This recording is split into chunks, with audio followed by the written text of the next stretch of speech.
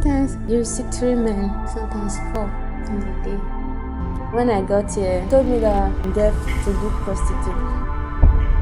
I was praying, God, just help me. This is not life I want for myself. I didn't finish school. I have to drop out. We spent 2 other nights inside sleep.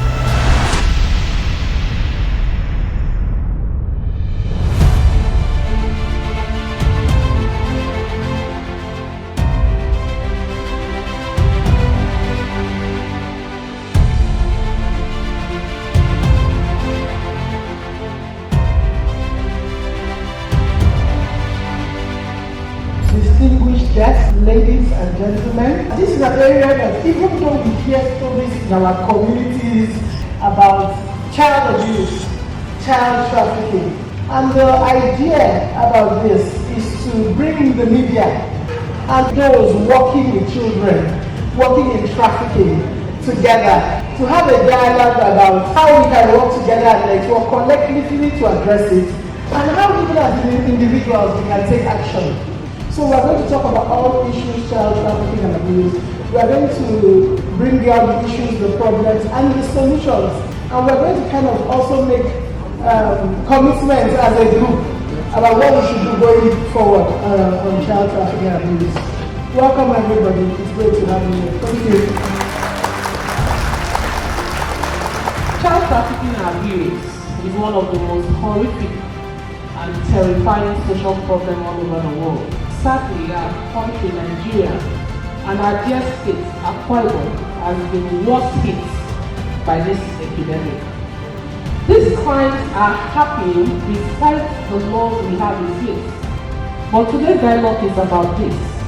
So what are the push factors and pull factors what is pushing child trafficking and abuse in our state?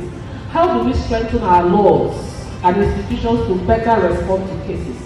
How do we prevent it? How can individuals identify, respond, and report child trafficking and abuse? Where can they go to make reports? This is why we are here, and it is you who will provide the answers. So let us put on our thinking caps. Let us reach deep into our hearts and minds and proffer ideas, solutions, and the way forward so that we can save our children. That we are here to brainstorm, to discuss, to dialogue, and put heads together on the way forward, on this menace that is staring us in the face, on this menace that, if we are not careful, can wipe out the next generation of humans on earth. We in the Ministry of Justice, we have put the necessary machinery in motion, which the task force is one of such. We have the Department of Public Prosecution, and we have the Gender-Based Violence Department, which has been working day and night to see how we can reduce this menace, if not entirely eradicating it. Let's talk, let's discuss, let's come up with ideas. Let's come up with modalities of sensitization. Let's try to tell our children that these things shouldn't be a means of livelihood. We have other decent means of earning our living. I pray that God will help us, that our efforts will yield better fruits, and that in not too long a time from now, child trafficking will be a thing of the past. Thank you so much, and God bless us all. We are here not to promulgate or to enact any law or any action that will be taken against child abuse and or child trafficking. Because the menace is not only in Akwa Ibom State, but it's all over globally. However, our concern is to ensure that child abuse is totally, if not stopped, at least reduced to the barest minimum in alcohol sales. Therefore, the only way that we can stop it is to ensure both our religious centers, schools, and other gathering centers to ensure that youth are cautioned, at least to stop all these child abuse. Youth of today are the elders of tomorrow. So if they are not cautioned, automatically by tomorrow we are having rock and vagabonds among our elders, which is not what we are praying for. Thank you very much. The media, as we all know, is very important to every organization and segment of our society, and NAPTIP is not an exception. Trafficking, the act, the means, the purpose, it's a very painful experience. Let us sit together and talk and forge a way forward to stop this menace. From child trafficking, it rotates to drug trafficking as well. Most of them are being sedated because of having over 10-15 men, sleeping with just a little child. I'm promulgating that everybody seated here should be a volunteer to give information. When you see something, you say something to NAPTIP. Thank you very much and happy deliberation. The issue of child trafficking has become a global problem, and it calls for concern of everyone. We have had cases, so many cases where underage girls are being abused sexually by men, elderly men. And so this calls for concern. It calls for everyone to pay attention to this crime. It's happening within our household. And so we must all stand up and speak out, report to appropriate authorities, report cases to NAPTIP, because if you don't do so, we will not have information. Is very key. Until we all stand together, until we come up with resolutions, recommendations that will support the fight against human trafficking. This has been a passion for our association. We have a passion to be able to redeem the morally deranged children in the society. And what we are hearing today is good for us to sit back and listen to what we are hearing today. This horrific event in our society is happening around us. What do we do as women? What do we do as men? We just sit back to watch what is happening. I wish to suggest that our laws should be strengthened, and then there should be more awareness, grassroots awareness. We should be whistleblowers, even in our communities, to have them, where they can report the incident that is happening around them. So many youths, because they don't have what to do, what they do is engage in drinking, and after drinking, what they do is to abuse a child. It is a collective effort for us to achieve these mandates. Every one of us seated here will all have our roles to play. Federal Safety Corps is not an exception as well, especially in the fight against human trafficking and narrowing it to child trafficking and abuse. And that is why there is no how this fight can be successful without all and sundry having our hands on deck. And I welcome all of us to this very, very important event. Yes, we have laws. How are we implementing them?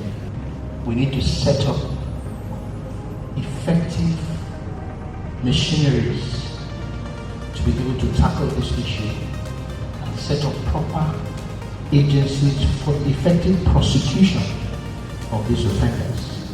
The ABA is a very, very practical organization. We talk policy, we talk regulatory framework, and we also do the business of legal prosecution. And that is exactly what we stand for: equity, justice, and fairness. And so we are prepared to offer justice to all those children out there who are vulnerable right now, so that at the end of the day we can have something to tell that we did for this cause. And so let us begin to wonder what regulatory frameworks are available, and then how we can prosecute and make sure that we bring these people to book. Thank you very much, and have a wonderful deliberation. Thank you. I have had the privilege of working with Youth Alive. I remember the case I had.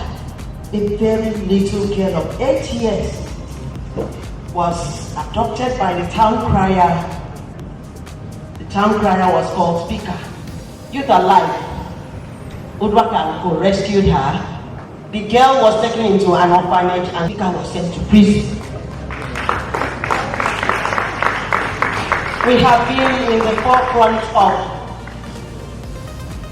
working tirelessly to see that traffickers do not go unpunished. And this August event is just to remind us of what we had to do. All hands on deck. If you see something, you say something.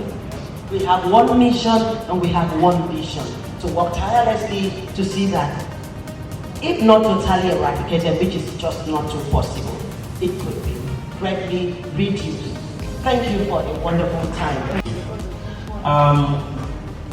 A lot of work is being done within Akwa Ibom State and the rest of states around the south, southeast, in fact, across the country. A lot is being done in terms of intervention, response, creating awareness and all of that work. But I think also that if you want to do effective response, then it means your response time must be lean enough to be able to apprehend perpetrators, because these guys, they have a network, they are smart, they have a system of information that, trust me, we need to do a lot with the guys seated here to be able to match the communication network of these guys who are perpetrating. We need the presence of civil society. Most of these perpetrators are finding shelter in rural communities, and because the rural communities are sheltering perpetrators, it's making it even more difficult for both government, civil society, and the media, even all of the intervention agencies to be able, and even the law enforcement agencies, to be able to go after these guys headlong the way it is supposed to be. Let's have, number one, like I said, our offices in rural communities. Number two, let's have an integrated response in terms of our referral pathways, our reporting, our data collection. We need to have a centralized data. When that becomes law, I am hoping that it will be able to help the coordination of this entire process, so that we have a data system that is accurate and timely in terms of its reporting. As long as we are sitting here doing this without taking it down to the grassroots where it matters most, we'll still continue to be doing this. These perpetrators take advantage of the fact that those in the villages, those in the hinterlands they don't know what they should know. So most times they get in there and they deceive them and perpetrate evil. Sorry to say this, the church has failed us. The church, most times people use the church to also perpetrate evil. If I share my experience of what happened, what pastors in the hinterlands are doing concerning child trafficking, you'll be so sad that people who should have been people that build moral value in young people are the one who are also allowing people to use them as syndicates for child trafficking. There's so much happening with our children. If children are not safe, if they don't create an environment for them to understand that they could be heard and also be seen, it's not healthy. Now I'd like to speak from the perspective of being a radio person. We have relationship with these different agencies. I've been fortunate to have worked with some of these agencies.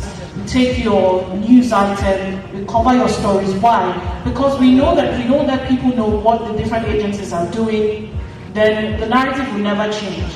Also, the issue of trusting the whistleblower. And now this is for the society. I think the problem is maybe a lot of persons don't know how to reach out to radio stations to make complaints. Come to the radio houses, go to any radio station, and tell them that this is what you're suspecting. It is my job, or the radio station job, now to say, right, this is the right organization to address this thing too. So if you're going home from here, just know that any radio station is accessible. They will not charge you as long as what you are saying is for the society, it's not commercial. One of the major functions of the mass media is agenda setting.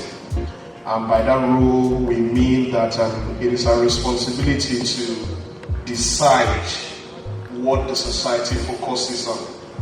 And so I believe one of the major takeaways for all of us from the mass media here today should be deliberacy.